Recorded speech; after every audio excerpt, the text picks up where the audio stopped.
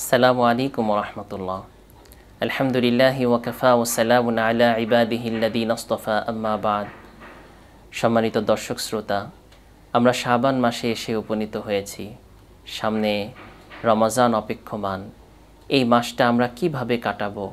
যদি আমরা রাসূলুল্লাহ সাল্লাল্লাহু আলাইহি ওয়াসাল্লামের আমল দেখি, যে রাসূলুল্লাহ সাল্লাল্লাহু আলাইহি ওয়াসাল্লামের শাবান মাসে অন্যান্য মাসের তুলনায় কি ধরনের আমল ছিল, এই শাবান মাসে যদি একটু লক্ষ্য করি তাহলে আমরা দেখতে পাই বুখারী শরীফে 1969 নম্বর হাদিস, আম্মাজান হযরত আয়েশা রাদিয়াল্লাহু তাআলা আনহা সূত্রে বর্ণিত, রাসূলুল্লাহ সাল্লাল্লাহু আলাইহি ওয়াসাল্লামের আমল সম্পর্কে তিনি বলেন যে, মা রাআইতু রাসূলুল্লাহি সাল্লাল্লাহু আলাইহি ওয়াসাল্লাম ইস্তাকমালা সিয়ামা শাহরিন ইল্লা রমাদান, যে আমি রাসূলুল্লাহ সাল্লাল্লাহু আলাইহি ওয়াসাল্লামকে রমজান মাস ছাড়া কোনো মাসে পূর্ণ মাস রোজা রাখতে দেখিনি। যে কোনো মাসে তিনি পুরা মাস শুরু থেকে শেষ পর্যন্ত রোজা রেখেছেন, এটা রমজান ছাড়া অন্য কোনো মাসে দেখিনি। তবে ওমা রাআইতুহু আকতারা মিনহু সিয়ামান ফি শাবান, তবে শাবান মাসে তিনি এত বেশি রোজা রেখেছেন যা অন্য কোনো মাসে এত বেশি রোজা রাখেনি। তে কারণে রাসূলুল্লাহ সাল্লাল্লাহু আলাইহি ওয়াসাল্লামের আমলের সাথে যেন আমাদের আমল মিল হয়ে যায়, তার জন্য 1 তারিখ থেকে শুরু করে 28 তারিখ পর্যন্ত আমরা যত বেশি সম্ভব রোজা রাখব।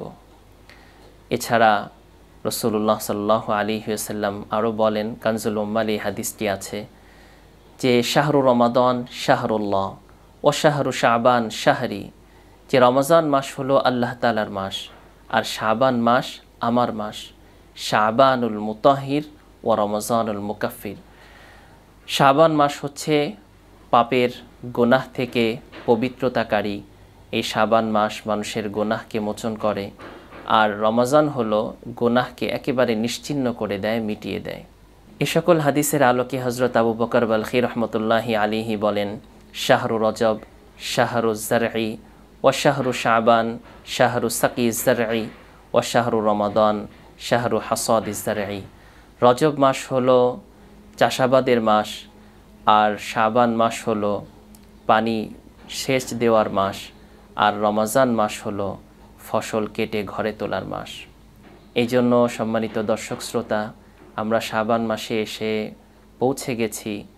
তো এখন থেকে আমাদের 28 তারিখ পর্যন্ত যত বেশি সম্ভব আমরা রোজা রাখব, যেন আমাদের রোজার সাথে রাসূলুল্লাহ সাল্লাল্লাহু আলাইহি ওয়াসাল্লামের রোজার সাথে মিল হয়ে যায়। এবং আল্লাহ রাব্বুল আলামিনের কাছে আমরা প্রার্থনা করি যেন আল্লাহ রাব্বুল আলামিন আমাদের সকলকে রজব এবং শাবান মাসের বরকত দান করেন এবং রমজানের শেষ পর্যন্ত আমাদের হায়াত পৌঁছে দেন।